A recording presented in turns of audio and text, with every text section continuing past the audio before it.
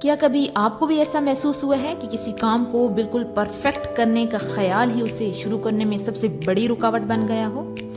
یہ ہم میں سے بہت سے لوگوں کے ساتھ ہوتا ہے، جہاں پرفیکشن کی خواہش ہمیں سوچوں کے جال میں قید کر دیتی ہے۔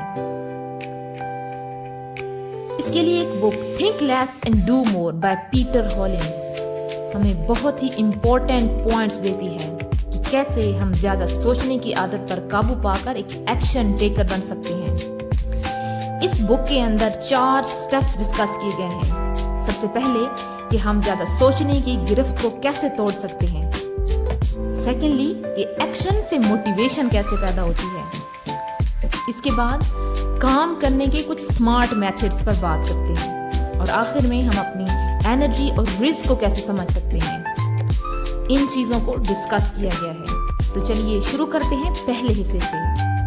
ہماری پہلی اور سب سے بڑی دشمن ہے جمود، یعنی ٹھہر جانا، ایک جگہ پر رک جانا۔ یہ اصل میں سوچوں کا ایک جال ہے جس میں پھنس کر ہم کوئی بھی قدم نہیں اٹھا پاتے۔ دیکھتے ہیں کہ ذہنی قید سے کیسے نکلا جائے۔ تو یہ جمود یا انرشیا آخر ہے کیا چیز؟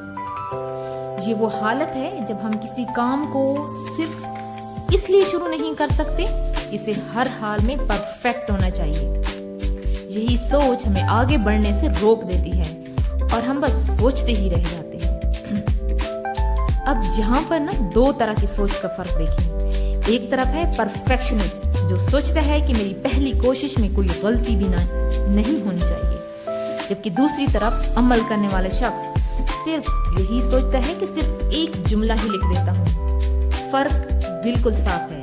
ایک سوچ ہمیں روکتی ہے اور دوسری پہلا قدم اٹھانے کی ہمت دیتی ہے۔ اس سے نکلنے کا سب سے آسان طریقہ کیا ہے؟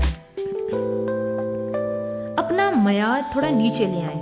اگر 10 صفحوں کی رپورٹ لکھنی ہے تو خود سے کہیں بس پہلا گراف ہی لکھنا ہے، چاہے وہ جیسا بھی ہو۔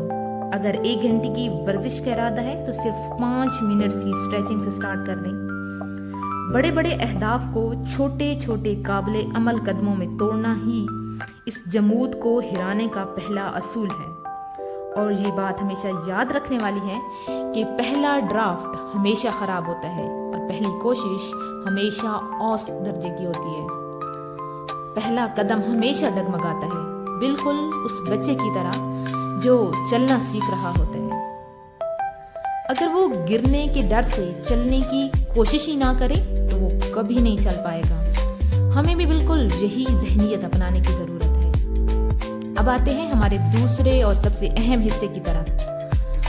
ہم اگر موٹیویشن کا انتظار کرتے رہیں کہ جب موڈ بنے گا تب کام شروع کریں گے، لیکن اصل کہانی اس کے بالکل الٹ ہے۔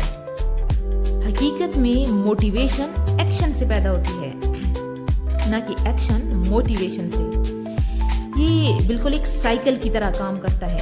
آپ بغیر کسی موٹیویشن کے ایک چھوٹا سا قدم اٹھائیں، اس سے چھوٹا سا نتیجہ نظر آتا ہے۔ یہ نتیجہ آپ کے اعتماد کو تھوڑا سا بڑھا دیتا ہے اور بس یہیں سے اصل موٹیویشن جنم لیتی ہے۔ یہ ایک ایسا چکر ہے جو آپ کو آگے دھکیلتا ہے، اور یہ لائن اپنے ذہن میں بٹھا لیں کہ اصل میں تحریک عمل سے پیدا ہوتی ہے۔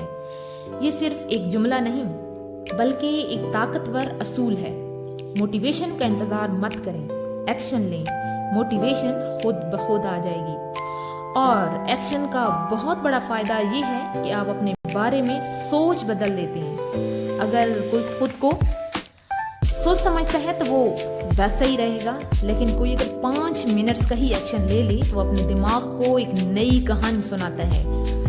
میں ایک ایسا انسان ہوں جو بغیر موٹیویشن کے بھی کام کر سکتا ہوں۔ یہ سوچ آپ کو مزید عمل کرنے کے لیے تیار کرتی ہے۔ چلیں اب بڑھتے ہیں تیسرے حصے کی طرف۔ یہاں پر آپ کو کچھ پریکٹیکل ٹول اور فریم ورکس دیکھنے کو ملیں گے جو کاموں کو منظم کرنے، ترجیحات طے کرنے اور فوکس رکھنے میں آپ کی مدد کرتے ہیں۔ تو ٹو ڈو لسٹ سے تو آپ سبھی واقف ہوں گے، یعنی وہ کام جو میں نے آج کرنے ہیں، لیکن کبھی ڈونٹ ڈو لسٹ کے بارے میں بھی سوچا ہے؟ یہ ان چیزوں کی لسٹ ہے جن سے آپ کو بچنا ہے تاکہ آپ کی توجہ اور توانائی کی صحیح جگہ پر صحیح سٹیٹ میں وہ لگ سکیں۔ مثال کے طور پر صبح 10 بجے سے پہلے سوشل میڈیا چیک نہیں کرنا، بغیر ایجنڈا کی کسی میٹنگ میں نہیں بیٹھنا، ان چیزوں کو ہاں نہیں کہنا جو آپ کے اصل مقصد سے نہیں ملتے۔ یہ لسٹ آپ کو ڈسپلن سکھاتی ہے اور آپ کا قیمتی وقت بچاتی ہے۔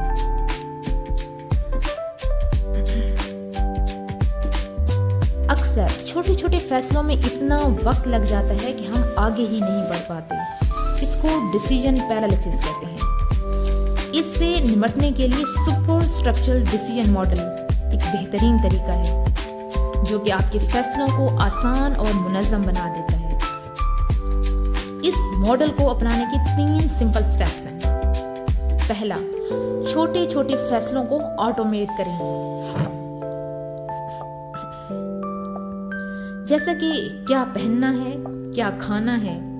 دوسرا، بڑے فیصلوں کے لیے پہلے سے کچھ اصول اپنا لیں کہ کیا یہ کام میرے لمبے عرصے کے مقاصد سے ہم آہنگ ہیں یا نہیں۔ اور تیسرا، اپنے پچھلے فیصلوں کا جائزہ لیں تاکہ مستقبل کے انتخاب بہتر ہو سکیں۔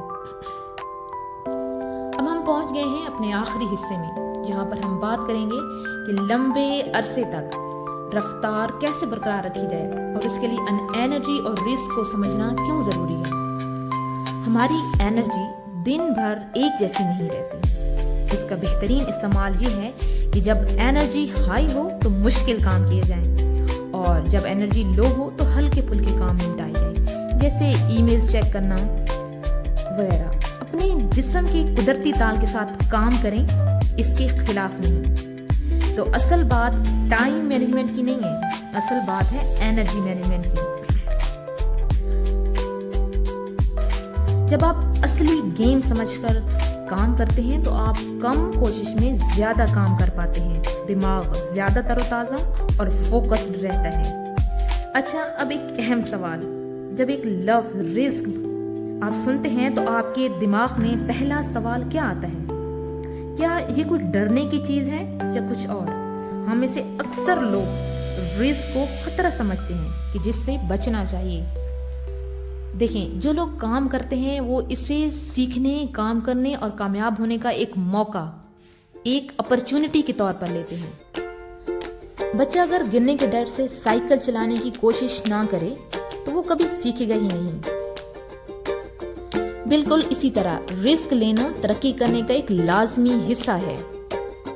تاریخ اٹھا کر دیکھ لیں، اگر لوگ خطرہ مول نہ لیتے تو یہ دنیا آج ایسی نہ ہوتی جیسی ہے۔ تو اس ساری گفتگو کے بعد اب سوال یہ ہے کہ وہ کون سا چھوٹا سا عمل ہے جسے آپ کافی عرصے سے ٹال رہے ہیں اور جسے آپ آج بھی کر سکتے ہیں۔ زیادہ سوچے نہیں، پہلا قدم اٹھائیں۔